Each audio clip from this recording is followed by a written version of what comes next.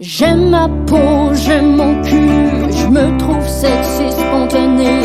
J'ai jamais chaud, puis j'ai plein d'argent. Ben non, c'est pas vrai, tout le monde sait. Bonne écoute. De quoi ont l'air mes cheveux? C'est commencé. Ah, c'est commencé! Alors, bonjour tout le monde! Bienvenue à Tout le monde saillit. Mon nom est Sam Cyr et aujourd'hui, surprise, je suis en compagnie de Marilyn Gendron. Tada! Wow! Tes cheveux sont bien corrects. Oui, parce que je viens juste d'enlever ma casquette puis ça me paraît. complexe. J'ai toujours peur d'avoir les cheveux, tu sais, direct dans les airs après avoir enlevé la casquette. Bonjour tout le monde, bienvenue à notre podcast Tout le monde saillit, où on parle des complexes, justement, de tous, de toute la planète, de tout le monde. Ouais. Toi, Sam, t'en as toujours un petit, là, en début. Là. C'est quoi ton complexe de la journée? Dis-nous-le. Ça en était un nouveau auquel on a pensé tantôt. C'était quoi? Je l'ai oublié. Ton rythme de vie. Mon rythme de vie, oui, c'est vrai. Je suis un peu nocturne. Puis des fois, quand je reçois des messages ou des appels le matin, quand je suis encore dans mon lit, ça me complexe. Ben oui. Puis là, les gens t'appellent, puis ils sont comme « Dormais-tu? » Oui, puis là, je suis comme « Ben oui! » Surprise! Mais à qui est notre invité? OK, là? notre invité aujourd'hui, on est super content de recevoir Bernard Lavallée, le nutritionniste urbain. Tout Bonjour! le monde. Bonjour. Merci d'être là. Ben, merci de l'invitation. Quel charme que tu sois là aujourd'hui. Écoute, merci. Je suis tellement content, là. C'est vrai? Ouais, vraiment. Ben, parce que, tu sais, je vous en parlais un petit peu avant, mais, tu sais, quand tu m'as écrit pour me dire, genre, viens parler de tes complexes, j'étais comme, OK, ça va être vraiment un bon exercice pour moi. Mais aussi, j'étais comme, c'est tellement rare que je suis invité pour parler de moi-même dans la vie. Tu sais, puis j'ai regardé d'autres épisodes que vous avez fait, puis tu sais, c'est beaucoup des humoristes, là, tu sais, de ce que je voyais. Puis tu sais, tous les gens que je côtoie dans ma vie professionnelle, qui sont donc tous des artistes, tout ça, eux sont genre invités tout le temps partout pour juste parler d'eux-mêmes. Puis c'est comme, hier, j'allais à l'épicerie, puis c'était vraiment le fun. Puis moi, c'est comme, non, je dois préparer ma chronique et je dois absolument comme préparer, comme, j'ai vraiment pour comme passer mes connaissances. Fait on s'entend, c'est ma job, là. Fait que tu sais, c'est vraiment correct. Mais ça me fait toujours rire parce que je suis comme, OK, mais si je pouvais atteindre le statut un jour où genre, je peux juste aller dans une émission puis parler de moi, wow, ça, c'est comme le rêve, là. Tu sais, être invité à un game show, mettons, là. Ça serait genre le rêve. Puis là, on fini, est là. proche du t-shirt en ce moment, tu On trouves? s'en là? rapproche On s'en vraiment, rapproche. là. Non, vraiment. Mais t'aimes-tu ça, parler de toi? Oui. Ben, c'est pas particulièrement que j'aime parler de moi, mais c'est juste que je le fais jamais. Donc, tu sais, il y a certains extrêmes, tu comprends? Tu sais, entre comme toujours parler de soi-même et jamais en parler, il y a certains extrêmes. Fait que oui, des fois, j'aimerais ça, parler plus publiquement de comme certains trucs de moi, mais c'est quelque chose que j'ai rarement fait dans ma carrière aussi. Puis en fait, ça fait partie justement un peu de mes complexes, de comme me dévoiler publiquement sur comme mes trucs personnels. C'est comme toujours quelque chose qui m'a un peu plus gêné parce que je me disais comme, est-ce que ça va gâcher ou comme teinter après ça mes propos, que je veux être neutre, tu sais, professionnel, je veux donner l'image du scientifique qui comme, tu sais, dit des faits scientifiques, tu sais. Fait que je me disais, si je parle trop de moi, est-ce que ça peut comme après biaiser la perception que les gens vont avoir de mes propos alors que techniquement ça n'a pas rapport, tu sais. Mais ça peut, clairement.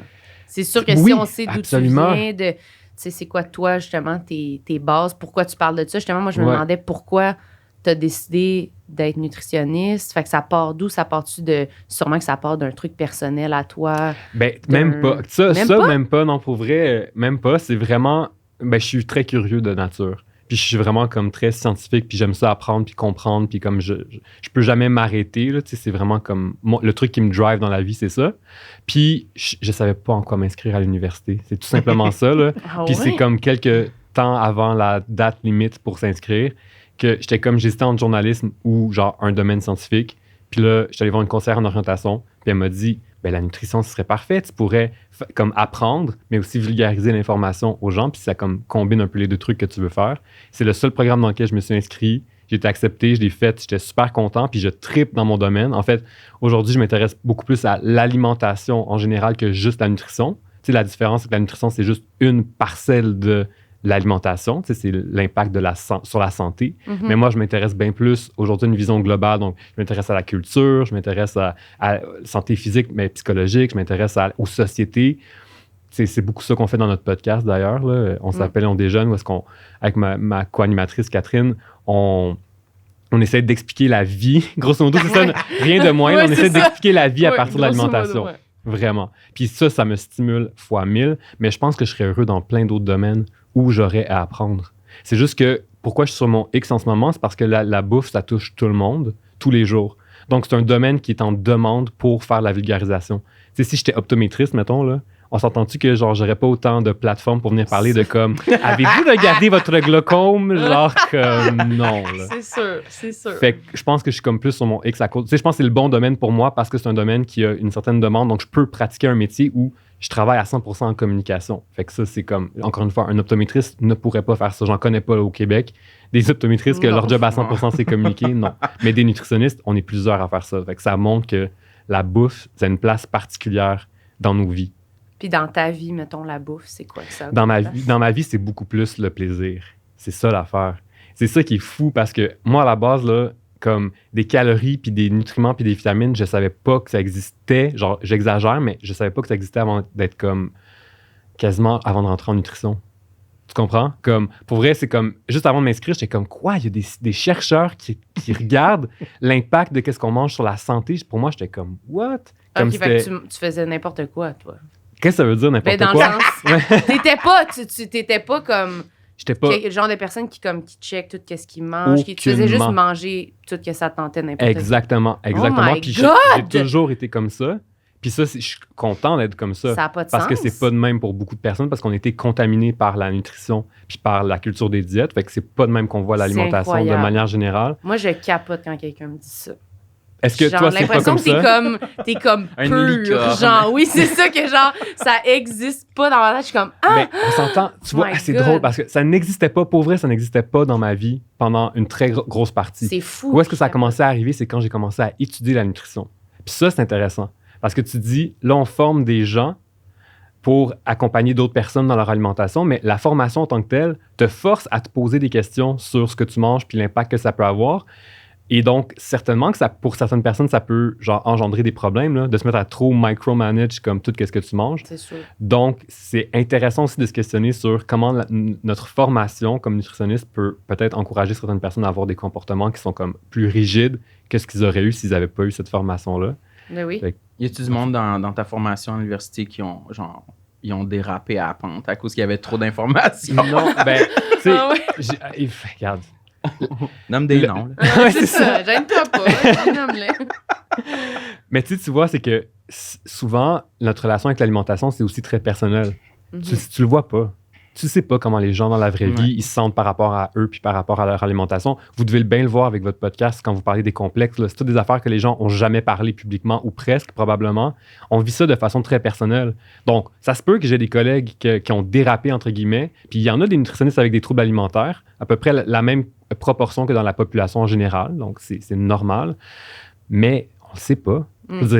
C'est caché. C'est souvent là. quoi qu'on cache, vraiment. Mais bien sûr. Donc, ça se peut, mais j'ai pas de nom. J'ai pas amené ma liste avec moi. Puis, mais c'est quelque chose qui se vit de façon très personnelle puis c'est un poids là, que les gens traînent avec eux très souvent. Là, penses-tu? Ben oui, nous autres. C'est ça. Vous, c'est quoi votre relation avec la bouffe? On commence déjà comme ça. C'est vrai, ouf. Tu vois, ça aussi, c'est un bon truc pour moi. C'est comme là, je renvoie la balle. On va revenir, inquiète pas. On va te revenir. Ben, problématique. Ouais, parce que je dirais, mettons, résumé rapidement, je pense qu'on a trop une relation émotionnelle avec la nourriture. Quand on est déprimé, on va se tourner vers la bouffe. Ouais, c'est ça. On va se récompenser. Quand on fête de quoi, on se récompense. Fait que c'est tout le temps des récompenses d'un bord puis de l'autre. Puis des punitions. Oui. Non, mais... C'est quoi les punitions? Se priver. Se priver. Okay. Ouais, fait que genre récompense comme... Ça peut être récompense de quoi de bien. Fait que là, on mange de quoi de le fun. Puis récompense parce qu'on est triste, on mange de quoi de... Je mets des guillemets, là, ceux qui ne voient pas. Là. Mais sinon, ça peut être aussi comme, ben là, je suis pas fière de moi, je me prive, comme punition. Mais en fait, très souvent, mais là, ce que vous me dites, premièrement, c'est très normal d'être attaché émotionnellement aux aliments. Donc, pensez à une recette que votre mère ou votre grand-mère cuisinait quand vous étiez jeune ou encore aujourd'hui, puis comme comment ça vous faisait plaisir quand vous cuisinait ça. C'est une émotion d'être heureux quand on mange. C'est normal. C'est très, très, très normal que les aliments soient associés à nos émotions. Mais ça a été, je vais vous dire, vilifié dans notre société. Donc, c'est mal aujourd'hui. On dit « mange pas tes émotions ». Mais la réalité, c'est que les aliments peuvent être je ne veux pas dire une béquille, mais être une façon de gérer ses émotions. Le problème, c'est quand c'est la seule façon de gérer tes émotions. Là, ça peut devenir problématique parce qu'effectivement, on a besoin d'une diversité de trucs dans la vie pour gérer son stress ou peu importe. Fait que ça, c'est le premier truc. Puis l'autre truc aussi que j'ai entendu dans ce que vous me disiez, c'est vous parlez de récompense puis de punition.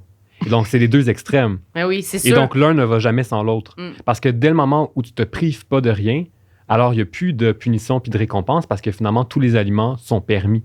Donc, effectivement, si tu te prives de quelque chose, ça veut dire que tu as mis des barrières autour de ce que tu as le droit ou pas le droit de manger. Alors, dès que tu sors de cette barrière-là, souvent, c'est que tu vas te sentir coupable parce que tu n'as pas fait la bonne chose. Mais ces barrières-là, c'est toi-même qui les as mises parce qu'on s'est fait influencer sur telle diète, telle vedette, telle personne qui nous a dit qu'on devait faire ça. Parfois, des médecins ou des nutritionnistes aussi. C'est pas juste les médias le problème. Et donc, c'est de là que vient cette culpabilité-là. Mais l'objectif, mettons, dans le monde idéal, ce serait que les gens arrivent à retirer ces barrières-là, qui ont été mises plus par notre culture d'aujourd'hui, donc la culture genre nutritionnelle et médicale, plus qu'un besoin réel. Tu comprends ce que je veux dire? Oui, je comprends. C'est vraiment culturel, mais c'est comme culturel d'aujourd'hui. Fait que c'est ça. Mais fait que si comment faire? Mais c'est vraiment... À l'aide! On t'a tendu un piège, on veut pas que tu parles de toi. Aide-nous! Mais tu vois, c'est ça, c'est que ça... Puis ça, je vais en parler un petit peu, mais pas trop, parce que je vais parler de l'alimentation intuitive, OK? Je vais commencer à déballer mon sac. Vous avez déjà entendu parler de l'alimentation intuitive? Oui, un peu, oui. C'est comme devenu beaucoup plus populaire dans les derniers temps, puis grosso modo, c'est une méthode ou une façon de voir en nutrition où on aide les gens à rétablir une relation plus saine avec leur corps et avec les aliments. C'est devenu super populaire dans les dernières années parce que effectivement c'est comme une contre-culture un peu là. On se débat contre la culture des diètes avec cette approche-là. Donc c'est vraiment le but, c'est de rejeter la mentalité des diètes, à bouger pour le plaisir, se permettre de manger tous les aliments qu'on veut, grosso modo. C'est devenu super populaire dans les dernières années, tellement que moi, dans ma carrière, c'est rendu que chaque fois que je parle d'alimentation intuitive, qu'en passant, j'en parlais avant que ça devienne populaire. C'est pas comme... En passant. Non, mais tu sais, mais soudainement, du jour au lendemain, chaque fois que je parlais de ça, ou de diète, ou comment les diètes marchent pas, encore une fois, ça fait 10 ans dans ma carrière que je dis ça, mais que là, soudainement, du jour au lendemain, parce que c'est devenu populaire, toutes mes apparitions sont devenues super populaires, genre, à chaque fois que je parlais de ces sujets-là. Fait que qu'est-ce que ça fait? C'est que, ça c'est vraiment mon introspection professionnelle, c'est que les gens ont commencé à m'associer à ça. Ils ont commencé à m'associer comme le nutritionniste qui parle d'alimentation intuitive, qui parle de grossophobie, qui parle d'anti-diète. Pour moi, ce sont quelques sujets qui m'intéressent. C'est pas juste de ça dont je parle, mais comme c'était les sujets les plus populaires, ben là, j'ai comme une super grosse tribune, puis maintenant, on m'associe beaucoup à ça. Mais le problème avec la popularité de cette approche, c'est qu'aujourd'hui, les gens ont l'impression, c'est pour ça, je fais un gros préambule, mais c'est pour répondre à ta question. C'est intéressant ce que tu dis. C'est que les gens ont l'impression que c'est facile de rétablir. Donc, quand je parle du fait que, mettons, on a mis des barrières autour de nous, puis qu'on voit les aliments comme bons et mauvais, puis tout ça, genre, OK, go, qu'est-ce que je fais maintenant? C'est comme, la vraie réponse, c'est, faut que tu ailles voir un psy et ou une nutritionniste, puis que tu fasses une thérapie. Surtout quand tu as une relation malsaine avec les aliments, que ça fait longtemps, puis tout ça, c'est pas vrai qu'en écoutant une chronique de 7 minutes à Radio-Can, c'est pas vrai que tu vas guérir ton problème. Tu comprends? Ah, ouais, mais maintenant, les gens, ils le perçoivent vraiment comme ça. Oui, parce qu'on voudrait tellement parce qu'on que veut la quand tu recette magique l'expliques aussi, on fait « Ah, c'est si simple oui, ce qu'il dit. » Fait que là, on est comme « Ben, je vais le faire. » Ouais. Fait que là, on est comme « Parfait. » On s'en va à l'épicerie s'acheter plein de boîtes de biscuits, puis je suis bien correct. Puis là, c'est comme « Oh boy, non, ça marche pas en tout. » Moi, c'est exactement ça que un peu ça, ben pas exactement, mais un peu ça que je me suis dit quand même quand j'avais entendu un peu ça à travers les branches, puis toutes les chroniques que j'ai entendues, j'étais comme « Ah ben, ça, je vais manger tout ce que je veux. » Mais là, j'étais comme « C'est qu'il manque toute l'étape de... » Travailler sur soi. Oui, je suis encore vraiment scrap. Fait que comme, je fais juste continuer de manger comme de façon comme justement punition-récompense dans les extrêmes, mais en me disant pas de limite. Fait que c'est comme exactement. si genre je fais plus besoin de m'en faire, c'est même plus un problème. Mais c'est comme, mais finalement, c'est encore bizarre. Tu restes sûrement dans les mêmes patterns puis tu t'en rends pas compte, puis c'est normal. Mais juste d'une façon différente. C'est ça. C'est le même pattern, mais déplacé. Mais c'est totalement normal parce que je pense que c'est ça prend du travail. Tu sais, c'est comme, pour vrai... En fait, le jour où j'ai réalisé ça, c'est que j'étais invité à l'émission de Marie-Lou. Puis elle m'a dit... Évidemment, j'étais invité pour parler d'alimentation intuitive. Ouais. Puis là, j'ai dit... Puis elle dit, mais comment on fait pour savoir c'est quoi une diète? Genre, je pense quelque chose de même. Puis je suis comme, ben, une diète, c'est que ça a l'air magique. Comme on donne une recette, genre, fais A, fais B, fais C. puis tu vas perdre du poids ou tu vas être en santé, puis tout va bien aller. Puis elle dit, mais quand tu parles d'alimentation intuitive, j'ai l'impression que c'est ça que tu me dis. Puis là, j'ai fait, oh shit. C'est vrai. Et puis comme j'ai pas vu genre la tape, mais je suis sûr que ma face doit être genre, oh mon Dieu, ok, tu viens de me casser, mais comme, en fait, tu viens de me faire vraiment réfléchir beaucoup sur comment j'approche ce sujet-là, parce que je veux pas que ça a l'air d'une formule magique. Pour moi, c'est une thérapie que tu suis et tu as besoin d'un accompagnement professionnel pour le faire. Et c'est comme si demain matin, je te disais mettons, c'est un psychologue. Mettons que vous invitez un psychologue puis qui vous parle de l'approche cognitive comportementale puis qui vous dit hey, ça, là, c'est vraiment efficace pour régler les problèmes de X, Y, Z. Puis que juste après que vous ayez fait une chronique avec lui ou elle, vous fassiez comme « Ah, mon Dieu, ben, je vais l'appliquer moi-même d'abord. » Ben non, jamais on ferait ça. C'est comme on sait qu'on a besoin d'un psy pour avoir une thérapie, mais c'est la même chose avec l'alimentation. On a besoin de nutritionnistes pour appliquer des approches thérapeutiques, si on veut. Donc, mais parce qu'on en a tellement parlé, c'est devenu comme magique. Fait qu'on dirait qu'en ce moment, je suis comme dans un mood où j'ai comme plus le goût de parler de l'envers du décor, en fait, de ces nuances-là, parce que je me rends compte que je veux pas que les gens pensent que, ah oui, c'est la formule magique, puis tout le monde devrait faire ça, puis c'est la seule façon de bien manger. Non. C'est une approche pour aider certaines personnes qui ont des problèmes, troubles alimentaires ou qui ont fait beaucoup de diètes dans leur vie. Ça peut les aider, mais ça veut pas dire que c'est la seule approche qui est bonne. Ça veut pas dire que ça marche pour tout le monde. Ça veut pas dire que c'est accessible à tous non plus d'avoir des nutritionnistes, là. Non, ça coûte cher. C'est pas toutes les assurances qui payent. Le système de santé est plein à craquer. Ça prend des mois avant d'aller voir quelqu'un. Bref, c'est quelque chose qui pour moi est comme... C'est ça. C'est quelque chose qui est devenu problématique pour moi quand je donne des entrevues. Parce que je me dis, merde, je veux pas que ça a l'air trop simple. Parce que, je suis un vulgarisateur, donc je veux que ça soit simple. Mais à force de simplifier, j'ai peur que les gens tombent dans l'autre piège. Exactement, comme si c'était une formule magique que je vous donnais. Puis que, oui, écoute-toi, écoute ta faim, écoute ton corps, mange ce que tu veux, puis tout va bien aller. C'est très facile à dire. Moi, c'est exactement comme ça, je l'avais compris. Oui, mais parce que dans son essence, c'est un peu ça, mais il y a plein de nuances. Je pense que, comme tu dis, c'est parce qu'on est conditionné justement à chercher la formule magique. Fait que comme on entend ça, puis on est comme, oh, ça, je pense que c'est la bonne, là, ça marche. C'est comme une nouvelle, ça nous sonne comme une nouvelle cloche, comme on entendait une diète de genre, mange ça, puis ça va marcher. On faisait, facile, je vais juste manger ça, puis ça va fonctionner. Mais c'est parce que ça sonne comme la dernière affaire. Ça sonne comme le fil d'arrivée. C'était ça tout le long. Oui, enfin, tu sais. Mais tu te sens-tu des fois un peu comme une bouée de sauvetage pour le monde? C'est une drôle de question. Non. Ouais, parce que des fois, on est sur Instagram, là, on check un extrait de toi qui fait une entrevue, je sais pas où, peu importe. Là.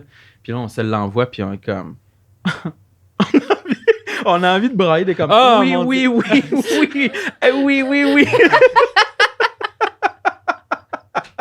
Non, mais sens-tu y a-tu des gens qui te font des commentaires qui étaient comme, mon Dieu, relaxé, là, tu sais? Oui, mais c'est... Non, au contraire. Pour vrai, moi, je me suis toujours donné comme mission de déculpabiliser les gens. Parce que vraiment, là, je pense qu'on a toute une relation un peu fucked up avec l'alimentation. Oui, mais c'est ça que tu fais. À cause de notre culture. Oui.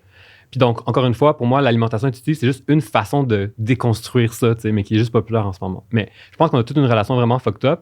Donc, oui, déculpabiliser les gens, pour moi, c'est super important pour 2 raisons. Un, parce que ça marche pas la culpabilité pour modifier des comportements. Ça, c'est comme mon côté pratico-pratique, là, juste comme ça marche pas anyway, fait qu'il faut qu'on change notre approche. Mais l'autre truc aussi, c'est que les gens qui me suivent, je suis un nutritionniste. Fait que si tu me suis sur les médias sociaux, c'est parce que clairement que tu as un intérêt pour la nutrition ou l'alimentation. T'es pas quelqu'un qui s'en fout complètement puis qui, justement, n'a pas été bombardé par tous ces messages-là qui l'ont gossé. T'es sûrement quelqu'un qui est pas mal plus influencé par tous les messages. Donc, je dois doubler les bouchées. Non, mettre les bouchées doubles. Oui, doubler les bouchées, j'aime ça. Je dois mettre les bouchées doubles sur mon message parce que, justement, les gens qui m'écoutent, c'est justement des gens qui ont une relation particulièrement fucked up sûrement avec l'alimentation. Exactement. Donc, je dois encore plus les déculpabiliser. Donc, oui, c'est sûr que j'en reçois plein des messages de gens, puis ça me fait vraiment plaisir. Je suis content parce que c'est ça que je veux faire. Puis, je fais pas ça non plus juste pour être gentil puis faire comme « tout va bien aller ». Je le fais parce que je le crois vraiment. Puis parce que je pense vraiment qu'on pourrait avoir une relation beaucoup moins complexe que ce qu'on a aujourd'hui ou ce qu'on croit qu'on doit avoir aujourd'hui, puis on serait en parfaite santé puis il n'y aurait aucun problème. Puis j'ai le goût de même de vous dire, aujourd'hui, on a l'impression que la façon de hiérarchiser les aliments, c'est par la nutrition. Donc, grosso modo, c'est comme plus un aliment est nutritif, mieux il va être pour ma santé, donc c'est un meilleur aliment qu'un autre. Mais on aurait pu décider comme société que quand on dit un bon aliment, c'est parce qu'il goûte bon ou qui nous fait plaisir. On aurait pu décider ça comme société, mais c'est pas ça qu'on a décidé. On a décidé que non, c'est comme l'impact que ça a sur notre santé. Donc, ça vous montre juste comment c'est tout un biais social qu'on a, là, qu'on a décidé entre guillemets, bien sûr, là, c'est comme il y a plein de forces en jeu là-dedans. Mais on a décidé que c'était la nutrition qui était le plus important.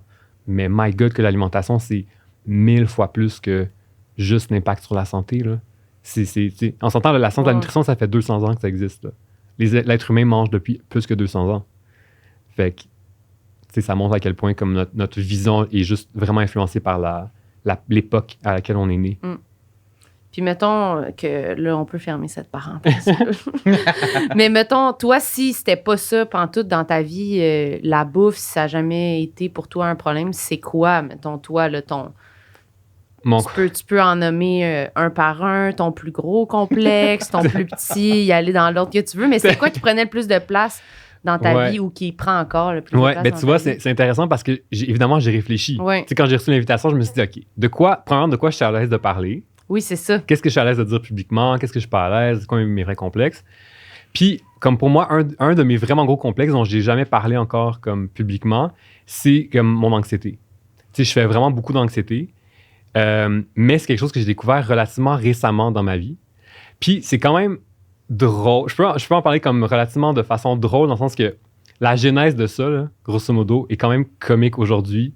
C'est arrivé il y a 2 ans, genre. Puis j'étais... j'étais en grosse période de conférences. Genre, je donnais beaucoup de conférences. C'était comme mon principal gagne-pain. C'était vraiment comme de même que je gagnais ma vie. Puis là, pendant l'automne 2019, j'ai donné quelque chose comme 70 conférences comme pendant l'automne. Puis vous le savez, vous devez donner des shows. Vous savez, comme c'est épuisant à un certain moment comme de donner. Fait que j'en donnais chaque jour ou des fois 2 fois par jour. C'était comme vraiment beaucoup.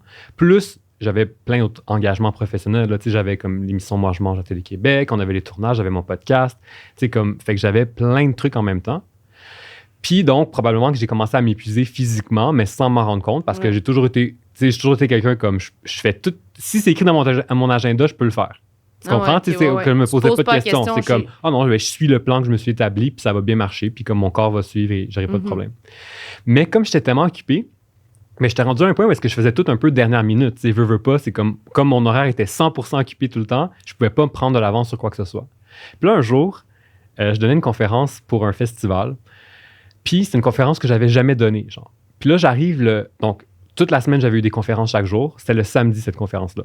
J'arrive le samedi matin, j'avais pas encore monté ma conférence. J'avais rien fait encore. J'ai angoisse. Puis, je me suis toujours... Temps, la conférence? Je me souviens pas, peut-être 30-45 minutes, je sais plus, là. Mais... OK. Mais j'ai toujours carburé comme... Je retourne une mini-affaire en arrière, mais pendant très longtemps, j'étais dans une chorale, OK, dans ma vie, comme pendant genre 15 ans, genre, de ma vie. C'était comme une grosse affaire dans ma jeunesse, genre.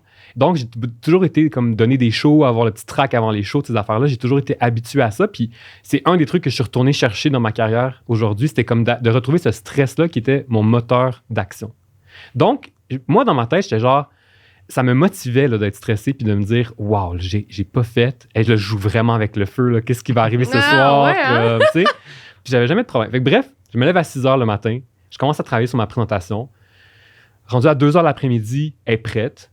Là, puis c'est le soir que je donnais. Fait que je dis, il faudrait au moins que je pratique une fois, genre, avant d'aller le donner, tu sais, pour le faire. Là, je commence à lire à dire mon texte. Je dis deux diapos. Puis là, je me mets à avoir des gag reflexes. Genre, comme ça, mais genre incontrôlable. Genre, j'ai goût de vomir ma vie. Là, je suis comme, OK, mais c'est quoi? Là, je suis comme, c'est vraiment, je suis comme, je vais prendre une petite gorgée. Là, après, je suis comme, c'est non mais bizarre. Là, genre, je recommence. 2 minutes après, j'ai comme le goût de vomir. Là, je suis comme... Là, je me lève, je vais voir mon chum, je suis comme...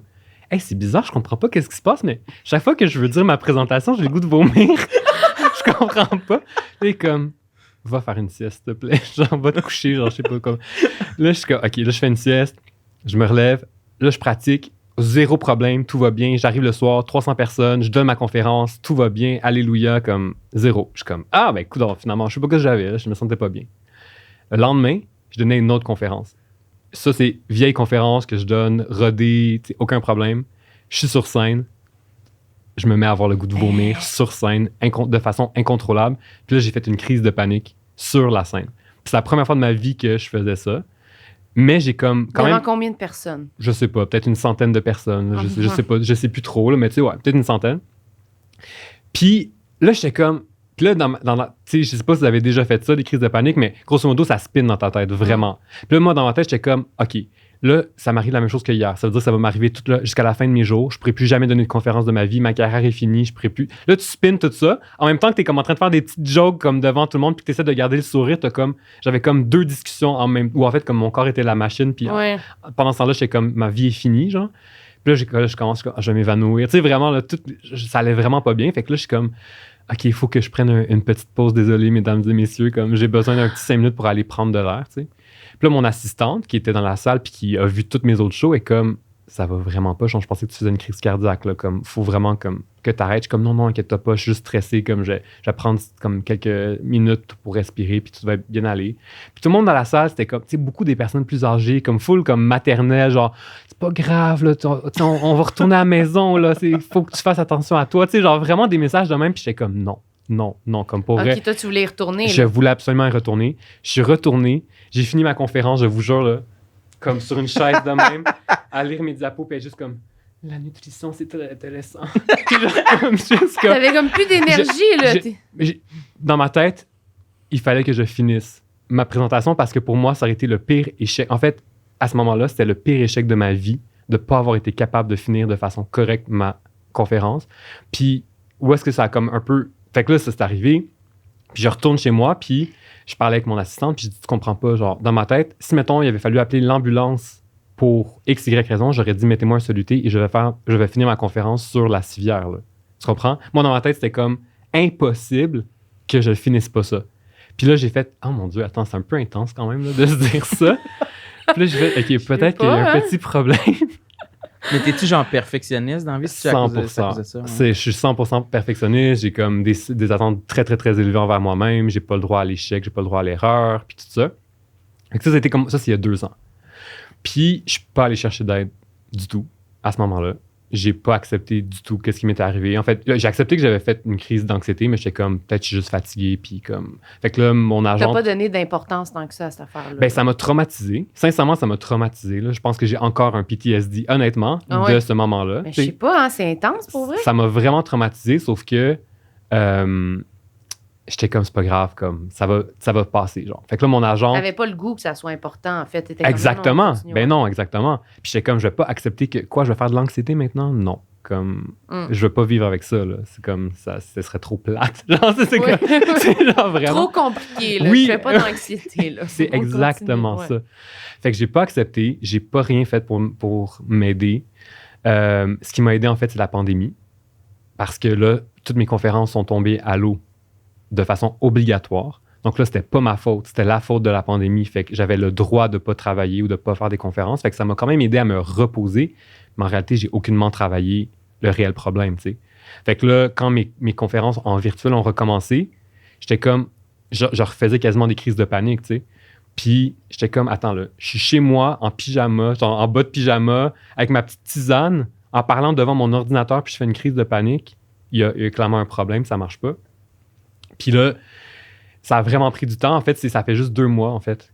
Donc, 2 ans plus tard, là, finalement, parce que là, dans le fond, moi, mes conférences recommençaient. Grosso modo, c'est ça, là, les conférences recommençaient. Puis j'étais encore vraiment stressé à l'idée de donner des conférences. Puis je me disais, merde, si après 2 ans, je suis encore dans ce mindset-là, c'est parce que j'ai vraiment besoin d'aide. Fait que là, j'ai accepté d'aller voir une psy. Puis là, en ce moment, je suis en thérapie pour ça, tu sais. Mais moi, à la base, quand je suis allé voir la psy, qu'est-ce que j'ai dit? Je suis comme... Bon, fait que là, il y a 2 ans, j'ai fait une crise de panique, puis là, je suis encore stressé, puis je fais de l'anxiété, fait que j'aimerais juste comme donner mes conférences, puis plus avoir mal au cœur. Fait que c'est quoi les trucs que tu peux me donner pour pas avoir mal au cœur quand je donne ma conférence? Ça, c'était il y a 2 mois. Je vous confirme que nous ne parlons plus de conférences en ce moment en thérapie. Fait que, oh my God, hein? Fait que c'est... T'étais vraiment go, là. On passe à l'autre étape, là. Ça va pas me ralentir, là. Ouais, c'est pour ça. moi, là, c'était... Puis encore aujourd'hui, je vous en parle... C'est facile d'en parler, comme puis de vous le dire, mais en même temps, de l'accepter vraiment au plus profond de moi-même, c'est encore difficile, tu sais.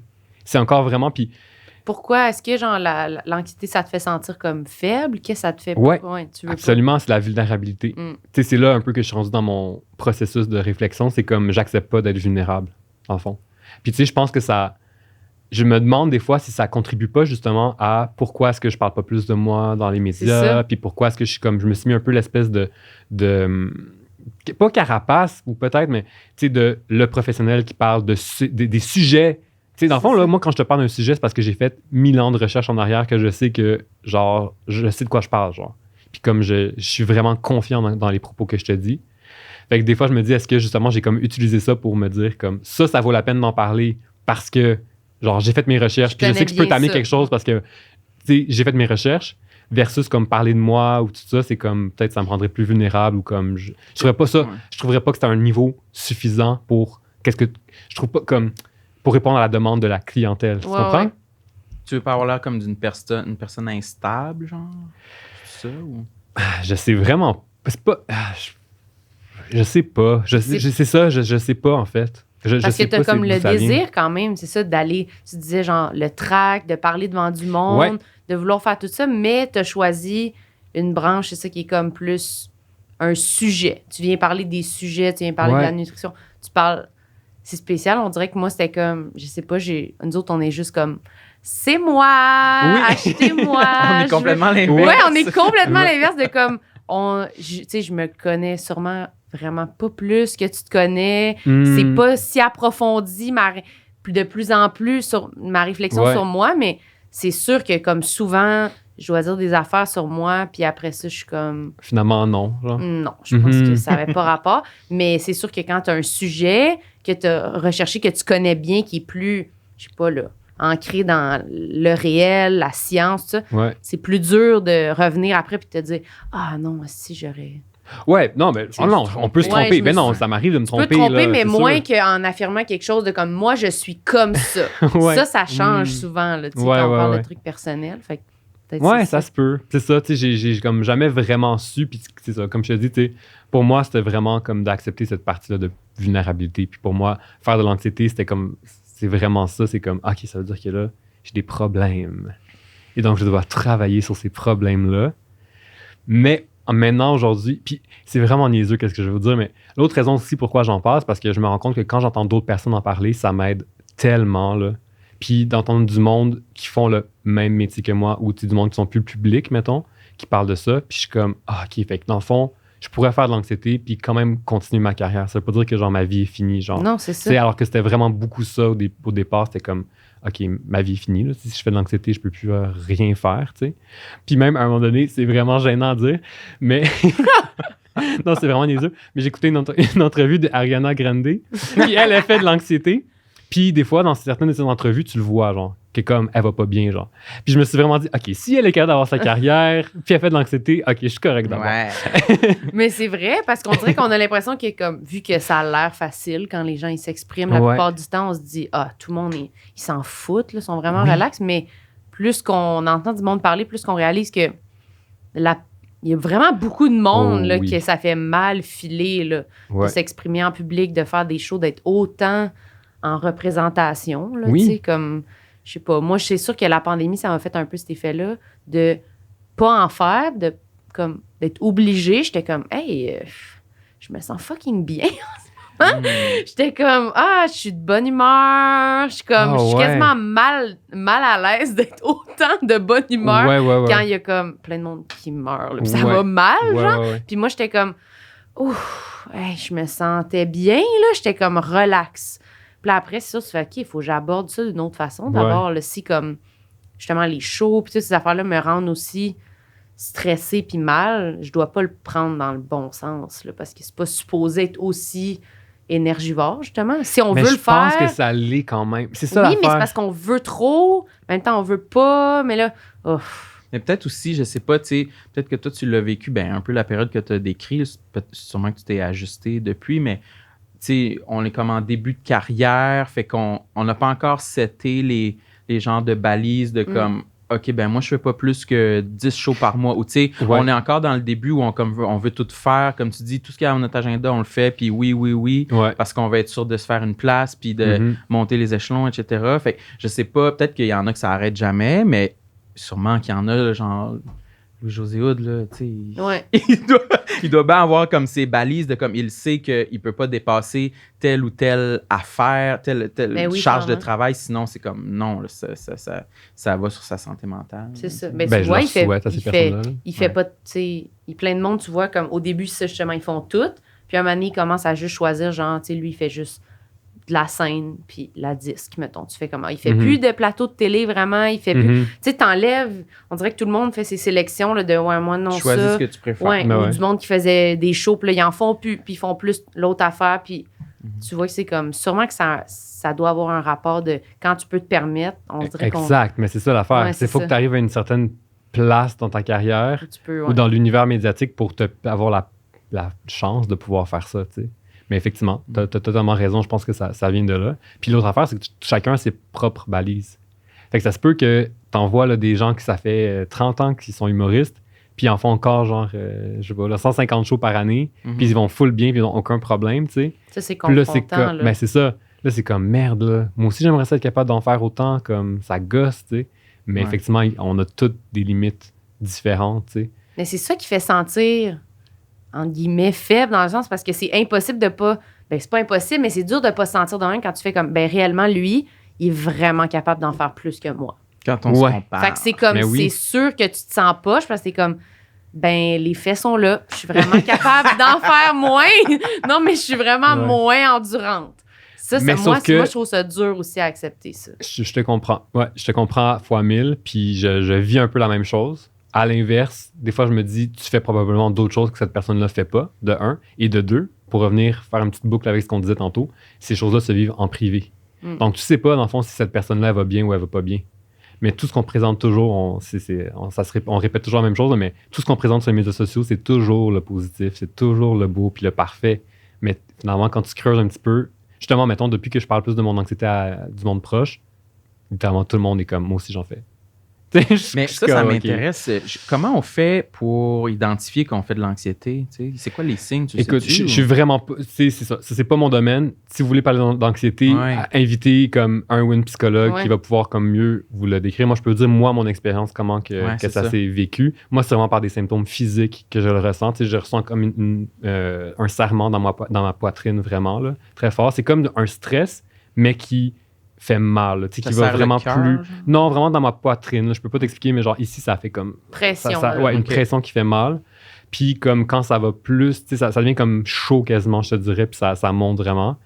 Puis, tu sais, quand ça va plus loin, c'est ça. Moi, mon symptôme, c'est vraiment genre le haut le cœur, là. Comme ça, c'est comme... Fait que vraiment, je le sens comme... Je suis comme, fuck, je vais vomir, genre, comme... Puis, mais je n'ai jamais vomi, là, dans ces contextes-là. C'est vraiment juste comme... Mais moi, maintenant, je le vois comme... C'est comme si mon corps était comme, bon... Ça fait comme des mois que je te dis de te reposer, tu m'écoutes pas, fait que là, je vais t'empêcher de parler. Je vais trouver la façon de t'empêcher de parler.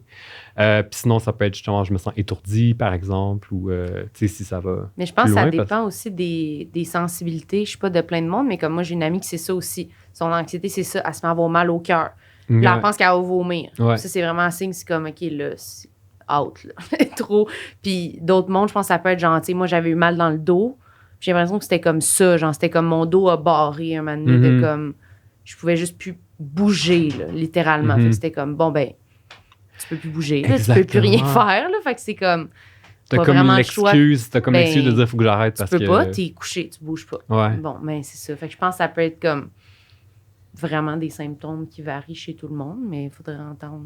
un thérapeute. Je suis sûr que ce serait très intéressant que vous invitiez justement une psy pour parler de ça, parce que c'est un problème qui est très, très, très répandu. Ouais. J'ai l'impression qu'elle pourrait dire quelque chose comme justement que ça varie vraiment. C'est comme, je pense pas qu'il y a quelque chose de comme... Mais je pense que certains patterns c'est pour tout le monde. Oui, sûrement des patterns, mais je pense que ça peut quand même se manifester chez les gens de façon vraiment variée. Fait que c'est sûr que t'es mieux de consulter là. Quand t'as cette impression-là, parce que ça doit être dur à... Je sais pas. Mais toi, t'es pas full anxieux, non? En général, non, mais j'en entends souvent parler. Puis souvent, ce que j'entends, c'est les crises de panique qui restent un peu mystérieuses pour moi parce que moi, je pensais que, mettons, quand tu disais tantôt que tu avais une crise de panique sur scène, que tu t'étais mis en boule puis tu pouvais plus parler, tu sais. Mais tu pouvais continuer de parler. Ouais. Ben, jusqu'à une certaine limite, là, j'arrivais plus. Plus j'avançais, plus c'était comme... Moi, dans ma tête, j'arrivais. Mais comme je te dis, mon assistante était comme... Je pensais que tu avais un AVC en ce moment, comme tellement c'était incohérent ce que tu disais. Là. Ah, OK. Tu comprends? Ouais. Fait que moi, dans ma tête, j'étais comme, je continue, mais finalement, j'avais comme plus une goutte d'énergie parce que tout était genre dans mon système était juste comme, alerte, ça va pas Fait bien. que tu disais des mots, mais c'était... C'était vraiment le pilote automatique, puis je peux rien dire. Je me souviens juste qu'à ce moment-là, tu sais, j'entendais, genre, il y avait comme un bébé qui chignait dans le fond de la salle, puis c'est comme si... C'était le son le plus fort dans ma tête, tu comprends ce que je veux dire? Ouais. C'était comme rendu, là, je pouvais plus me concentrer, j'avais des sueurs froides, tu sais, comme dans un film, là, Oui. tu sais, vraiment la scène de comme ça, là, la goutte qui ils nous couche. font entendre le silence que la Oui, personne entend. Là, Je te jure, ça. c'était ça, puis j'étais comme, OK, je fais une crise de panique présentement, il faut que je sorte. Comme je ne pouvais pas le surmonter là, comme il faut que... Ah, mais c'est sûr, c'est traumatisant, là, je le vois dans un film, puis je suis comme... non, mais ça me semble que c'est un cauchemar qu'on fait, genre de faire un show, puis de... Puis finalement, là, je suis pas mort. Non, c'est ça. Puis tout le monde dans la salle était comme hyper gentil. Puis tout le monde était comme, va manger, va te coucher, là. Ouais, Oh, regarde, t'as déjà fait la moitié de ta conférence, on est bien content avec ça. Comme vraiment, là, c'était genre de même les organisateurs, puis tout, tu sais. Puis c'était moi, tu sais, qui voulais pas. Mais finalement, les gens sont pas méchants dans la vie, là. Tu sais, les gens qui viennent te voir, là, il y a personne qui va être comme, hey, j'ai payé mon billet, fait que tu vas finir ça, puis si tu te sens m'en pas fous bien, si t'es là, couché à terre dans ta flaque de vomi, tu vas continuer à me faire rire, comme non, là. Puis les gens sont pas dans le même mood, là. Ils sont assis, ils t'écoutent. Eux autres, ils ont pas tout le stress, là, fait qu'ils sont comme juste... Qu'est-ce qu'il y a? Tu sais, ils sont comme vraiment plus, je sais pas comment dire, pas neutre, mais tu sais, nous, on est comme tellement impliqués. On est genre, c'est vraiment important, c'est super important que je sois sur scène. Puis le monde sont comme, ouais, il y a ben de l'air stressé. Tu sais, ils sont comme, ils donnent pas la même gravité là, au fait qu'on est sur scène. Pour eux, c'est comme, il est drôle ou il a l'air bien ou il a l'air pas bien. C'est pas grave. Au pire, on reviendra une autre fois. On dirait puis que c'est ça comme... qui m'a joué des tours un peu parce que la réalité, c'est que depuis tout. Moi, je suis quelqu'un de très introverti dans la vie. Mais je fais un métier qui est public. Mais dans ma vie de tous les jours, là, je suis comme solitaire, genre je lis des livres et comme, tu sais, je suis vraiment comme très renfermé. Puis je me suis toujours dit, les gens sont gênés de parler devant le public. Tu sais, c'est quand même une peur ou une crainte qui est très, très généralisée chez la majorité des gens. C'est pas quelque chose que la majorité des gens aiment faire. Donc, très souvent, tu as juste besoin d'avoir l'air confiant sur scène, puis déjà, tu as gagné comme vraiment beaucoup de points comparativement aux autres parce que tu fais quelque chose que la majorité des gens ne sont pas capables. Fait que déjà là, tu as l'air... Juste parce que tu es confiant, les gens sont comme « Ah, ben, il sait de quoi il parle. » Puis, tu sais, comme sont prêts à t'écouter juste parce que tu as l'air bien. Et donc, pendant longtemps, je me disais « Joue le rôle du gars qui est confiant. » Tu comprends? Donc, je pense que c'est un peu ça qui m'a joué. Puis ça a marché, tu sais, de me dire juste comme... J'arrive sur scène, puis je suis comme... Pas quelqu'un d'autre, j'exagère, mais je suis comme le gars confiant de se mettre devant un public. Puis comme... Je sais que si je le fais, les gens vont le croire, puis tout va bien aller. Mais justement, quand j'ai fait ma crise de panique, j'ai fait « Merde! » Là, les gens vont savoir que finalement, j'étais stressé. Ou j'ai goût de dire comme moi-même, je me mentais à moi-même que j'étais pas stressé, tu sais, mais... Ouais. Fait que c'est justement ça, c'est aussi l'espèce de façade de dire non, tout va bien, puis je suis capable de parler, mais là, si ça casse, soudainement, c'est comme l'illusion qui marche pas. Je comprends. Moi, sur scène, c'est la chose que je veux protéger le plus. Ça me dérange pas d'être pas drôle, au pire, que ça rime même pas, mais je veux au moins avoir l'air confiant. Ouais. Mais je suis comme toi, je suis introverti, puis c'était pas dans les cartes pour moi de monter sur scène. Là, ça n'a pas rapport. Là, si tu regardes mon adolescence, tout ça, j'ai jamais comme voulu faire d'impro ou rien, ça m'écœurait. Ah genre. ouais? Non, je voulais pas faire de théâtre, rien pantoute. Là. J'aimais pas les exposés oraux. Là. Mon Dieu, mais qu'est-ce qui t'a amené à te foutre sur une scène si t'aimais pas ça? Moi, je dis tout le temps en joke que j'étais juste trop lâche pour faire toutes les autres job, mais c'est comme j'ai déboulé l'entonnoir des emplois jusqu'à je vais parler de moi dans le micro. Ah mon Dieu. Mais j'aimais beaucoup écrire. J'aimais écrire des trucs drôles. J'ai réalisé que j'avais comme un orgueil comique que je voulais tout le temps que ce que j'écrivais soit drôle. Okay. Fait que c'est à partir des textes. Puis là, à partir de là, ça a comme concordé que j'avais un blog sur Internet. Puis là, en même temps, je voyais qu'il y avait une genre de relève en humour qui était différente, qui était plus proche de ma réalité. Fait que là, semblait être des gens plus introvertis. Oui, introvertis. Aussi, ouais, mais c'est ça. Fait que j'étais comme, moi aussi, je suis capable. Genre Catherine Levac, mettons. Ouais, c'est ça, qui faisait un peu différent de tout ce qu'on voyait depuis les années 90-2000, peu importe. Mais bref, c'est ça. Ça a fait en sorte que rapidement, quand je suis monté sur scène, je voulais qu'on me dise « Ah, t'avais pas l'air gêné. » C'était ça. J'étais comme « Ouais, je suis pas gêné. » Fait que maintenant, ça m'arrive encore. Il y a plein de fois que je monte sur scène, je suis comme... J'avais pas l'air confiant dès le début. C'est pour ça que j'ai pas eu le public, tu sais. Okay. Ils ont senti que j'avais comme pas l'air totalement confiant. OK. Fait que c'est ça que c'est ça que je suis le plus fier à chaque fois quand je réussis à avoir l'air bête. Quitte à avoir l'air bête. Dans quel sens? Que des fois, genre... Moi, c'est mon affaire préférée. Non, mais des fois, je me plante, puis je descends de scène, puis si Marilyn, là, j'avais l'air bête. Hein? Genre, il aime mieux avoir l'air comme froid puis bête, mais comme je suis inébranlable, que d'être comme vulnérable puis un peu comme oh là là, qu'est-ce qui se passe? Je suis en danger, mais comme il va aimer être genre puis là tenir son bout puis être comme je sais pas là, comme un poteau là, genre non, il y a rien que vous allez faire qui va me déranger. C'est une armure que tu mets autour de toi. Ouais, fait que moi aussi c'est ça, on dirait que ça m'atteint, pour revenir à ce que tu disais, ça m'atteint quand je vois que le public a comme perçu que j'étais pas à l'aise d'être sur scène. Ouais, puis en même temps, c'est ça qui me gosse parce que, encore une fois, là, juste le fait d'être sur scène, tu fais quelque chose que les gens qui te regardent dans la salle, les 3/4 au moins ne feraient jamais ça parce qu'ils sont trop stressés. Fait que juste de monter sur la scène, c'est déjà quelque chose de comme... c'est ça qui... Donc, on devrait être confiant. Tu comprends ce que je veux dire? Ouais. C'est comme... Mais ça fait l'inverse, moi, je trouve, quand j'y pense trop. Je me dis comme au lieu pourquoi moi j'ai fait ça? Oui, je me dis pourquoi je suis pas dans la salle en ce moment? C'est ça, je devrais pas faire ça là, je suis vraiment pas assez confiante pour faire ça. Fait qu'on dirait que de dire comme déjà de le faire, moi ça marche pas, on dirait cette pensée là, je me dis ouf, hey, fais pas ça là. Tu seras pas assez bonne. C'est pas une bonne idée. Les gens vont s'en rendre compte là, tu sais. Fait que moi ça marche pas cette pensée là, on dirait. Moi toutes les comparaisons marchent pas. Quand je me compare, peu importe ou quand j'essaie de moi, ça m'aide pas. Alors, comment tu fais? Bonne question. Je me dis surtout comme c'est pas grave. C'est ça, je me répète. C'est juste des jokes, c'est pas grave, c'est pas grave, c'est pas grave, c'est pas grave. C'est ça, je me dis. Ou genre, ça va être le fun. Ça va être le fun. Je m'envoie genre des phrases positives. Mais c'est comme, on dirait, j'essaie plus de me mettre comme au neutre. Que j'essaie de donc, de pas trop penser. Pas trop penser, ouais. Comme de pas trop l'intellectualiser. D'être comme, moi, j'y vais. Je suis sur scène. Hey, allô! C'est ça, un peu. On dirait que mais je me prépare, là. Tu sais, il faut que je sois vraiment bien préparée. Mais un coup que j'arrive, il faut vraiment que j'essaie là, de faire comme, de jouer un peu le rôle de, pas de la confiance, mais plus du, on s'en fout, c'est pas grave, ça dérange pas. Ça marche plus pour moi. On dirait que de me dire, non, je suis bonne, je suis capable. Ça, c'est trop difficile. Ça, je suis pas rendue là. Plus je m'en fous. Ça, je suis plus capable de dire ça. C'est déjà une première étape. C'est pas si pire, déjà, s'en foutre, c'est une bonne étape. C'est pas si mal. Moi, tu vois... Qu'est-ce que tu te répètes, toi, quand tu vas, Moi, là, ces derniers temps, je réfléchis beaucoup au plaisir, justement. Tu sais, quand tu dis c'est le fun, je réfléchis, OK, qu'est-ce que t'aimes quand tu fais ça? Parce que c'est aussi ça. Ma question, c'était aussi, mais finalement, j'aime-tu encore ça, donner des conférences, ou je me suis juste brûlé en donner trop, tu sais? Puis là, j'essaie de penser qu'est-ce que j'aime. Fait que là, j'essaie d'intégrer des trucs que j'aime, c'est vraiment niaiseux, mais justement faire des petites jokes, mettons, ou il y a vraiment, quand je dis des petites jokes, pour moi, c'est certainement pas au même niveau que vous, mais tu sais, c'est juste pour dire que j'ai improvisé pendant ma conférence, puis que c'était pas juste un texte que j'ai déroulé, comme que j'ai appris, puis que j'ai répété 100 000 fois, puis de connecter avec l'audience aussi. Encore une fois, tu sais, ça peut être de les faire rire, mais ça peut être de dire, tu sais, ça doit des niaiseries, comme mettons, je donnais une conférence il y a quelques jours, puis là, c'était sur Zoom, tu sais. Puis là, je suis comme, OK, là, vous levez votre main virtuelle si genre vous êtes en pyjama en ce moment.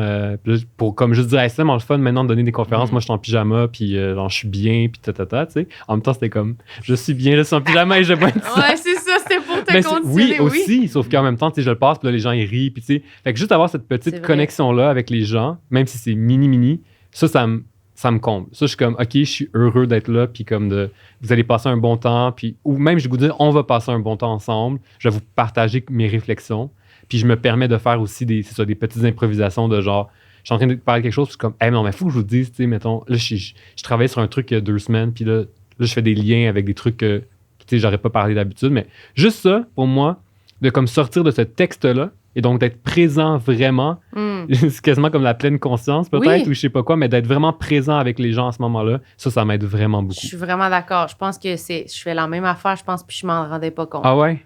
Oui.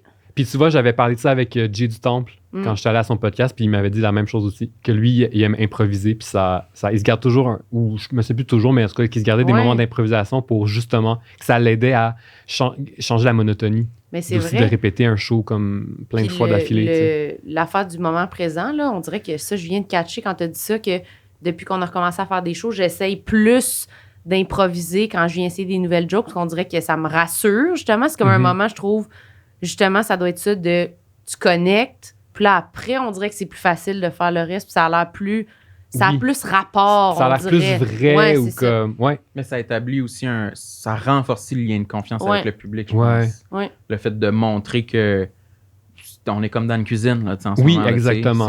On jase, c'est tout. Mais dans notre tête aussi, j'ai l'impression que ça nous rend... Ouais, mais nous, ça nous donne confiance. Nous, ça nous aide aussi. Fait eux aussi, sûrement le public, mais c'est vrai, j'avais même pas réalisé. Puis ça t'empêche aussi de réfléchir. Moi, je sais que c'est ça aussi. C'est que ça m'empêche de... Parce que je serais très bien capable, encore une fois, de peser sur play. Commencer, que ma cassette part, puis je peux te parler puis faire ma conférence sans réfléchir. Mais là, qu'est-ce que ça va faire? C'est que je vais avoir un autre cerveau à côté qui va se mettre à réfléchir de plein d'affaires. Puis ça, je veux pas ça. C'est là qu'on est vraiment... On file pas bien. Exactement. Là. C'est exactement là que le stress embarque quand je peux avoir comme 12 000 autres réflexions sur ma vie. Genre, pendant ces commentaires. Ce n'est pas le bon moment. Genre, comme... Puis est-ce que... Moi, j'allais dire, t'en as-tu d'autres? Oui, c'est ça, j'allais dire, moi aussi. Des trucs que tu t'étais dit que tu nous parlerais. Ouais, mais pour moi, mon vrai gros complexe, c'est vraiment l'anxiété. Genre. C'est vraiment comme mon gros truc. Il doit y avoir des branches, là. Il doit y avoir d'autres affaires. Ben, il y a d'autres affaires. Mettons, un autre truc aussi, genre, mais le plus physique, là, mais mes dents, je les déteste à mort. Là, je sais que vous le regardez en ce moment, puis j'aime pas ça. Mais je me suis dit, je regarde pas les dents. Puis je déteste. On les voit pas à cause de ta moustache. Exactement. On les voit pas, puis on les voit jamais. Genre, je souris jamais avec mes dents, j'aime pas ça. Je les trouve croches, je les trouve trop jaunes, je les aime pas, puis tout ça. Puis alors, ça me gosse vraiment. Mais l'affaire, c'est que c'est un exemple de complexe physique, mais tu sais, il y a plein, tu sais, j'aimerais ça, je sais pas, là, avoir l'air plus jeune, avoir encore tous mes cheveux que là, qui commencent à tomber un petit peu, tu sais, genre, il y en a 1000. Mais ça me gosse tellement d'avoir ces complexes-là, puis je suis jamais prêt à même faire le pas de plus pour les modifier parce que je sais que c'est juste la société qui nous envoie des messages pour nous dire que ça doit être comme ci puis comme ça. C'est l'exemple de mes dents, mettons, c'est comme mes dents sont en parfaite santé, j'ai eu une carie dans ma vie. Ma dentiste, à chaque fois que je lui parle, puis je suis comme, j'aimerais ça avoir des broches, puis là, elle tourne ça à la blague, puis elle est comme, c'est toujours les plus beaux qui veulent, qui veulent se chialer, puis non. Elle essaie de comme vraiment dédramatiser ces affaires-là. Ouais, puis, fine, par exemple. Oui, puis je suis vraiment content, justement, j'ai fait full confiance à cette dentiste-là, parce que, justement, elle est comme... vraiment dire, parfait. Oui, t'en as absolument besoin, puis tu sais. Fait que, elle est toujours en train de, comme, justement, me défaire un peu ça. Des fois, ça me gosse, parce que je suis comme, mais là, j'en veux, merde, là, comme ferais-tu. Mais tu sais, je pourrais aller voir quelqu'un d'autre, on s'entend, mais j'aime ça avoir justement cette parce que moi, c'est ça mon approche de la nutrition aussi, à 100%, là, de tasser toute la bullshit, puis qu'est-ce que les injonctions que la société nous envoie, puis regarder la personne, puis dire, regarde, tous les messages que tu as, là, c'est la société qui te les envoie en ce moment. C'est très souvent de la bullshit, ou très souvent parce qu'on veut te vendre des choses, puis parce que... donc, c'est un peu la même chose pour n'importe quel complexe.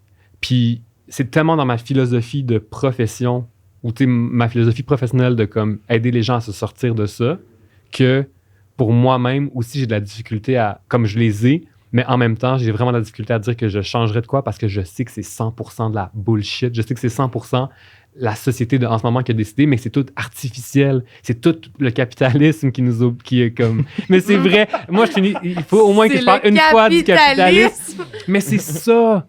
Et ça me gosse. Ça me fait de la peine, ça me frustre. Toutes ces émotions négatives-là me viennent quand je pense à ça. Puis j'ai souvent des discussions avec mes amis là-dessus, de justement, parce que quand on parle de poids, parce qu'évidemment, c'est quelque chose dont je parle beaucoup dans mon métier, de l'acceptation corporelle, puis comment que c'est important, puis tout ça.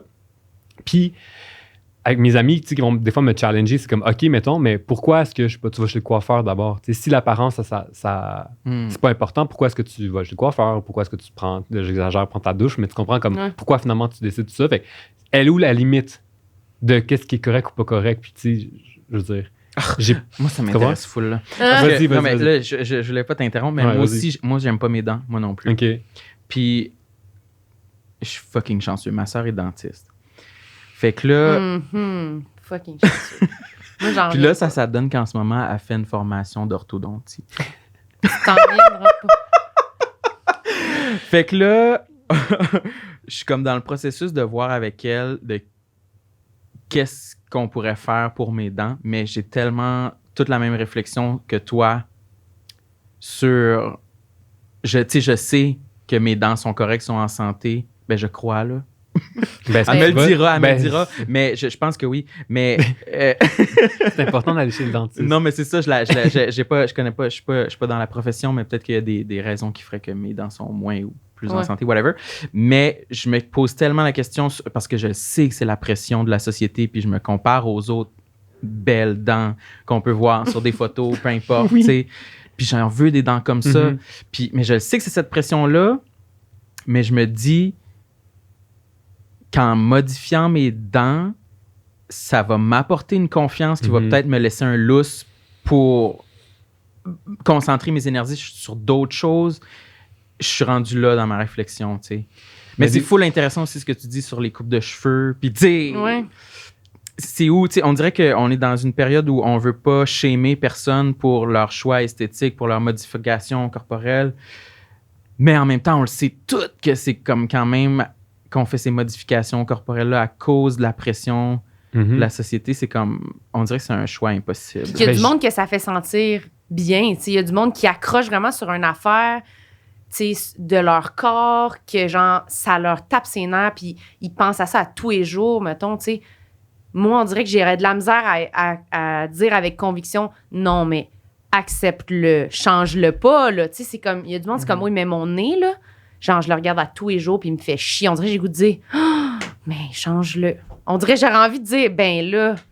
Parce que c'est ça, on veut. Tu comprends ce que je veux dire? C'est comme, on dirait, j'aurais de la misère, je saurais pas comme, c'est quoi la bonne chose à faire. C'est comme, ben si tu veux vraiment le changer, je sais pas, peut-être c'est la bonne affaire, je sais pas, comme tes dents, comme toi, tes dents, je suis comme, tu me disais ça, puis j'étais comme, ben moi, j'ai trouvé bien correct tes dents, mais je suis comme, si toi, tu les trouves pas corrects. Sur chaque photo, j'ai trouvé pas correct. Même si c'est parce que c'est la société qui nous renvoie qu'elles sont pas correctes, mettons. Mais si tu penses ça, comment on fait, tu sais, je veux dire. Moi, je pense, premièrement, je pense qu'on devrait pas shamer justement personne, peu importe qu'est-ce qu'elle fait, là. Donc, le but, c'est pas de shamer quelqu'un qui se refait faire les dents ou qui se fait faire une chirurgie esthétique. Non, c'est sûr. Mais par contre, est-ce que vraiment la personne qui se fait faire une chirurgie esthétique, es-tu vraiment plus heureuse avec son apparence par après? Je pense pas. Je sais pas. Je pense que c'est une patch. Tu penses? Je pense très sincèrement que c'est... Parce qu'il y a vraiment des gens qui qu'il y aura toujours quelque chose. Ouais, peut-être. Mais, encore une fois, peut-être qu'il y a peut-être des gens qui vont écouter puis qui vont dire, moi, j'ai fait ça, puis genre, il y a 10 ans, puis je suis heureux, comme c'est la seule chose qui me gossait dans ma vie, puis maintenant, genre, ma vie est la plus belle et parfaite, tant mieux. Puis c'est ça, au final, on veut juste être tout heureux, tu sais. Ouais. C'est parfait comme ça, puis justement, je vais jamais shamer quiconque fait tel choix. Mais pour moi, c'est important de quand même rappeler aux gens que c'est la société qui nous envoie ces messages-là, puis que c'est pas vrai. Justement, tu sais, je dis souvent, là, tu sais, puis je suis comme, t'es beau, puis t'es belle, puis comme, tu sais, c'est important de le dire parce que c'est comme... Les gens, c'est pas ça qu'ils entendent, puis c'est pas ça qu'ils pensent d'eux très souvent. Puis c'est triste, puis c'est vraiment juste la société parce qu'il y a un seul modèle de à quoi tu devrais ressembler. Puis en plus, ces modèles-là, ils changent. Puis ils changent vite. Tu sais, moi, là, vous êtes un peu plus jeune que moi, là, je pense, mais quand j'étais jeune, le stéréotype de genre la belle fille, le corps de belle fille, c'est les gros seins, genre. Puis là, aujourd'hui, c'est les grosses fesses. J'ai vu dans ma vie, j'ai 33 ans, puis j'ai vu dans ma vie le changement de stéréotype de corps que soudainement les femmes devaient avoir des gros seins. Puis là maintenant c'est comme, oh non, il faut qu'elles aient des grosses fesses. Mais moi quand j'étais jeune, c'est comme avoir des grosses fesses, c'était pas bien vu, là. Puis maintenant c'est vraiment bien vu. Ouais. Donc les standards de beauté ont changé très rapidement quand même. Donc ça veut dire que dans ta vie, tu pourrais avoir une chirurgie pour faire de quoi, mais tu sais que ça va être temporaire parce que finalement il y aurait quelque chose d'autre, une autre injonction de la société qui va dire, ben non, hey, t'as fait ça tellement années 90 comme ta chirurgie, comme... Là, on est rendu ailleurs. Là. Faudrait que t'enlèves ça puis t'y mettes ici, là, genre, maintenant. Là, exactement. Change, là. Puis en plus, c'est comme là, je dis des grosses fesses, mais c'est parce que faut que tu aies aussi une petite taille fine. Ouais, on s'entend, là. C'est comme, c'est juste des grosses fesses, mais tout le reste doit être mince. Une chirurgie, en fait, parce que c'est impossible. Absolument. Mais absolument. Mais oui. Ouais. Mais les standards de beauté sont irréalistes. Donc, il y a certaines personnes qui, oui, génétiquement, sont capables d'atteindre ces différents standards. En fait, il n'y a personne qui peut atteindre tous les standards de beauté. Ça n'existe pas de façon naturelle. Ils n'existent pas. Mm-hmm. Mais oui, il y a certaines personnes qui sont plus proches par la loterie génétique. Mais c'est la chirurgie, là. Puis tous les standards qu'on a aujourd'hui, c'est comme... Dis-toi, là, les gens qu'on voit, ils sont... Donc souvent, donc, mettons les vedettes, là. Premièrement, leur vie, c'est de se montrer. Ils ont probablement des entraîneurs, des nutritionnistes, des chefs privés qui font tout ça pour eux. Fait que ça leur enlève une grosse pression de tout ce travail-là, si on veut, qui est fait pour eux ou comme qui les accompagne. Après ça, ils ont des gens qui les habillent, Sont riches. Sont riches, exactement. Sont riches. Donc, les gens qui les habillent, qui les maquillent quand ils ont des photos professionnelles. Après ça, ils prennent des photos. Les photos, ils les retouchent complètement. Fait que l'image de la personne que tu vois, là, non seulement est partie avec bien des chances, parce qu'à la base, elle avait peut-être une génétique plus favorable aux critères d'aujourd'hui, mais en plus de ça, on a rajouté 12 couches de richesse, justement 12 couches qui coûtent vraiment cher pour atteindre un certain idéal qui n'existe juste même pas. Puis c'est là-dessus qu'on essaie de... C'est ça qu'on essaie de copier, là. Fait que ça marche pas, là. C'est impossible. Ça t'a-tu affecté, toi, rapidement? Ça t'a-tu affecté, toi, quand tu étais jeune, à l'adolescence? Tu regardais, avais-tu des modèles de beauté, des standards auxquels tu voulais atteindre? Plus ou moins, mais tu sais, c'est comme... Ça, j'en ai déjà parlé un peu, mais tu sais, dans la communauté gay, c'est vraiment plus... Comme les standards de beauté sont vraiment plus élevés. Mais c'est en train de le pire, c'est que c'est en train de changer, là, comme malheureusement, les standards aussi comme affectent les gars hétéros, mais tu sais, pendant longtemps, comme la communauté gay, c'est vraiment comme un milieu particulier, tu sais, très grossophobe, puis tu sais, très, genre, en tout cas, il y a certains types de corps qui sont bien vus, puis d'autres non, puis comme aller au gym, c'est comme la religion, puis c'est ça qui est bien. Et encore une fois, je généralise parce que pas tout le monde, mais c'est quand même ça, là, tu sais. Plus, quand tu étais jeune, peut-être encore plus parce qu'il y avait moins de conversations peut-être là-dessus avant. Ça a-tu vraiment changé, sérieusement? Ah ouais? En tout cas, je sais pas, là, en même temps, je vieillis, puis, tu sais, comme, je passe à autre chose, là, puis en plus, je suis en couple depuis 15 ans, fait comme, je suis chanceux parce que j'ai pas eu le temps à dealer avec ça, tu sais.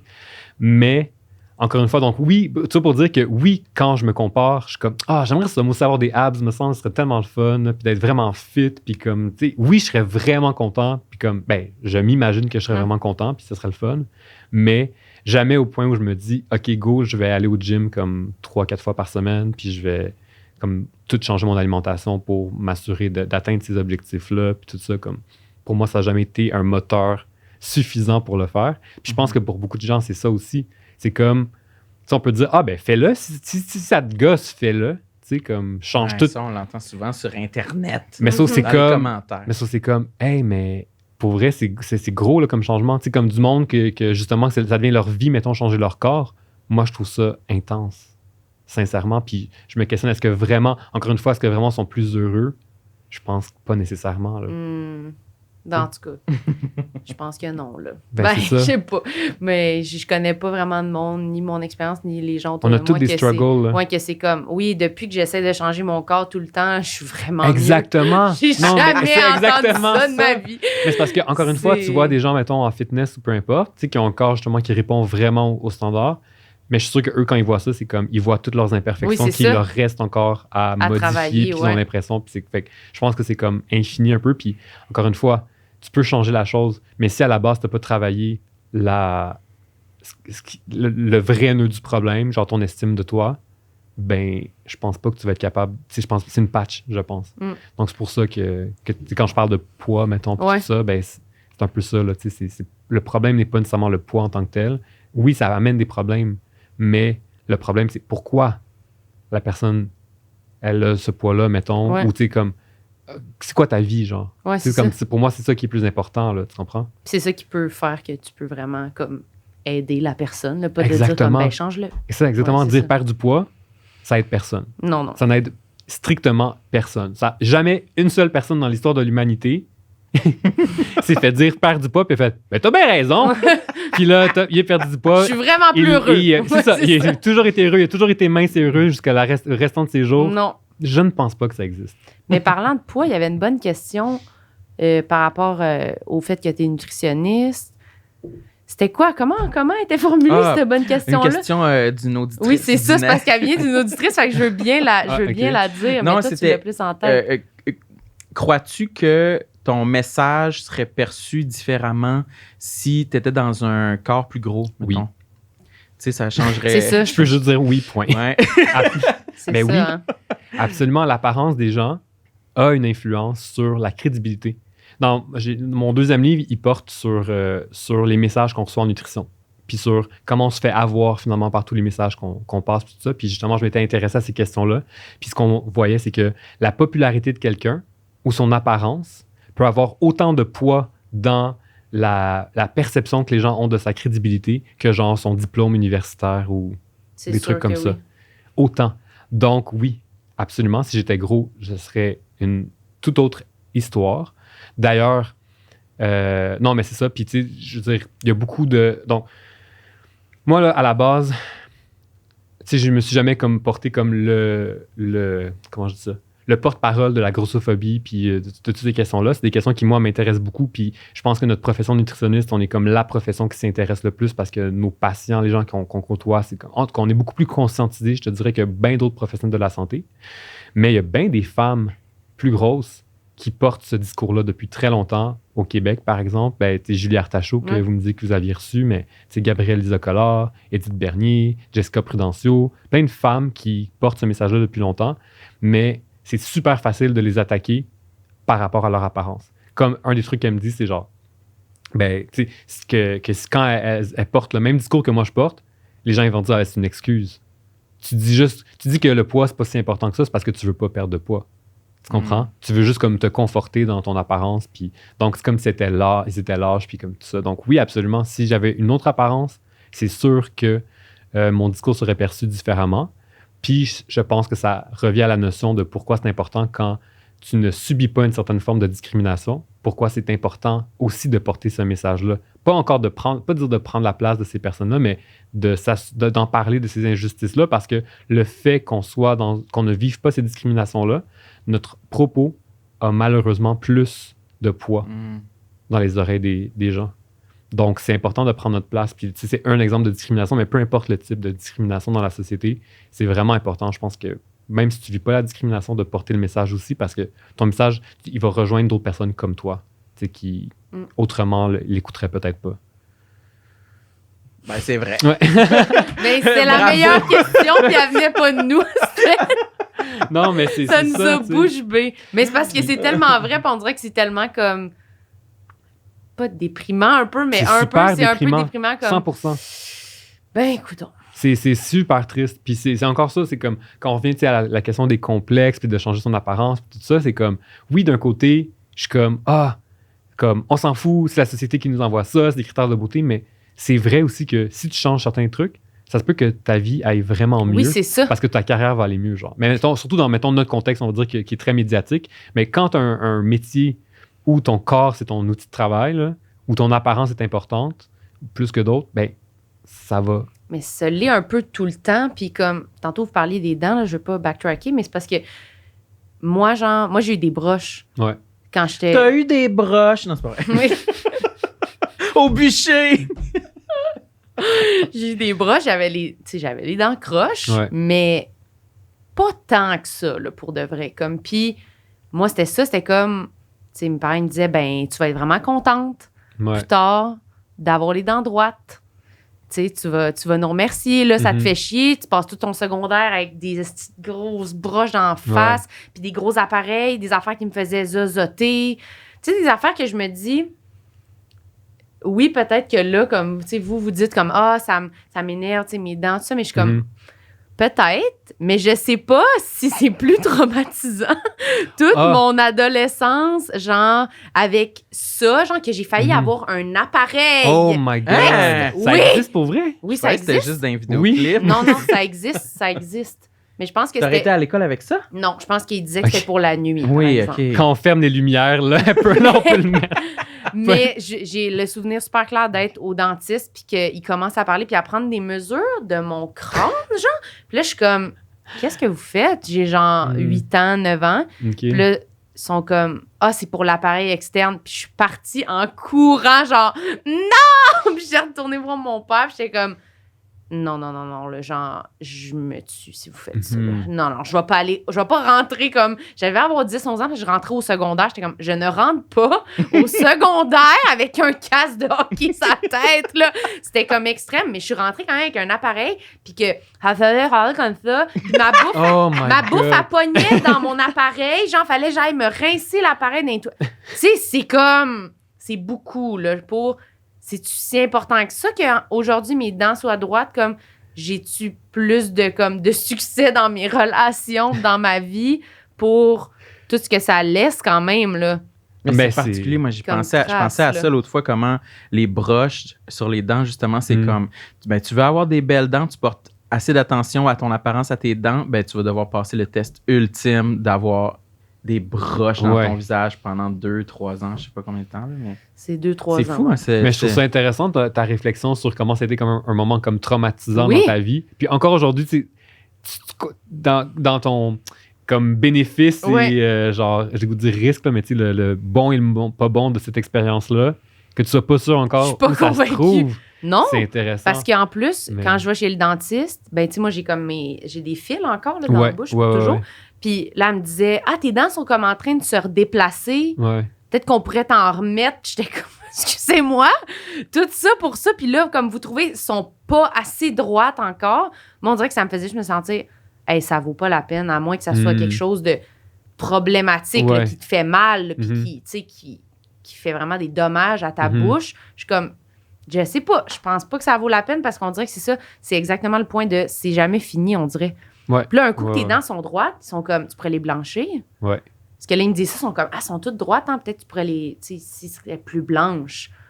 Puis là, t'es comme, OK, mais là, c'est quoi, mettez-moi un dentier, là, je sais pas, c'est comme. Mais tu ris, sauf qu'il y a beaucoup de vedettes d'Hollywood, c'est exactement ça, là. Tu sais, c'est des facettes là, qui se mettent, fait que c'est comme vraiment des fausses dents, là.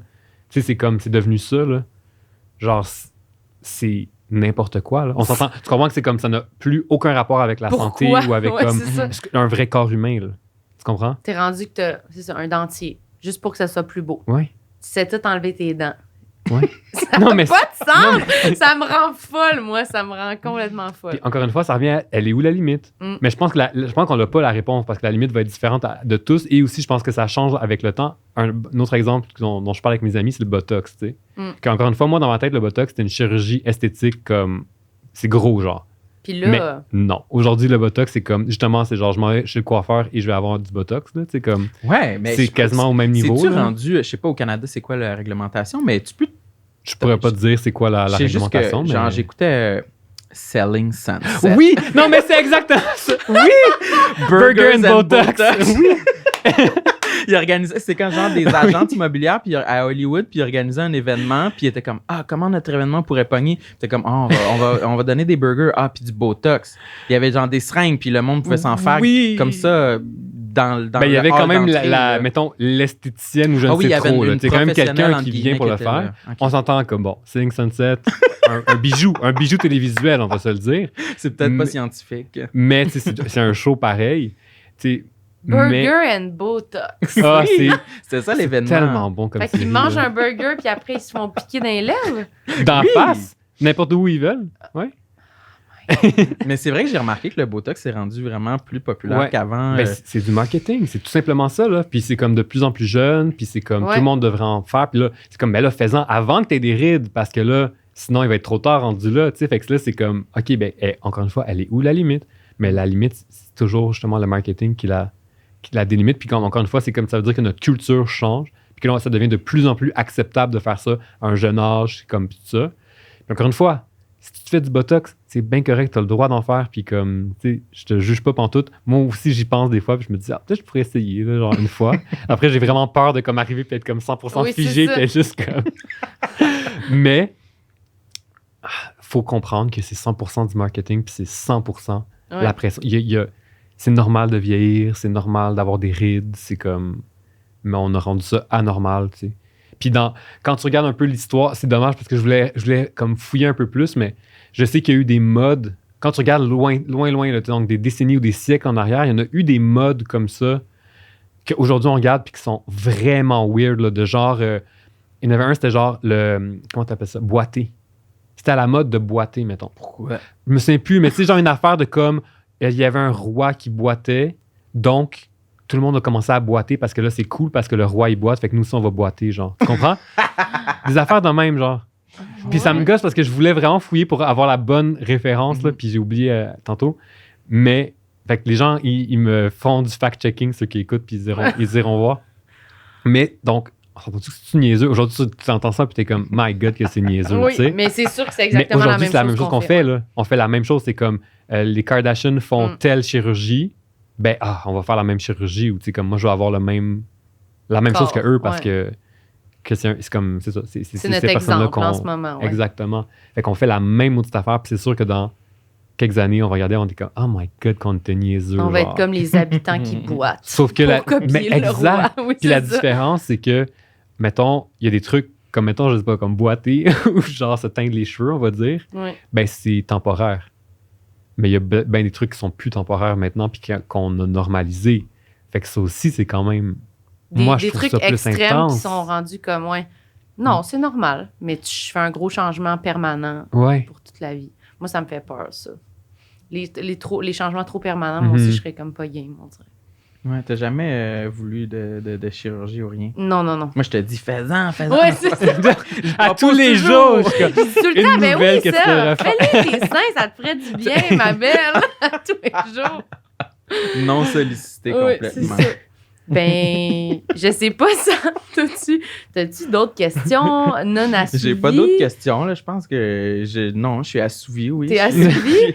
Toi, t'avais-tu quelque chose que tu t'es dit, là, si je pars d'ici en n'ayant pas dit ça, je vais m'en vouloir, ou tu sens que... J'avais des choses, mais je les ai toutes dites. Non, c'est ça. Moi, je trouve que ça a été vraiment fructueux comme conversation. Absolument. C'était vraiment le fun. De ta présence. Ben, merci à vous. Merci de t'être ouvert. C'est tout récent en plus. Non, mais je vous dis, je pense que vous êtes les premiers à qui j'en parle publiquement. Fait que, exclusivité. On appelle ça jour.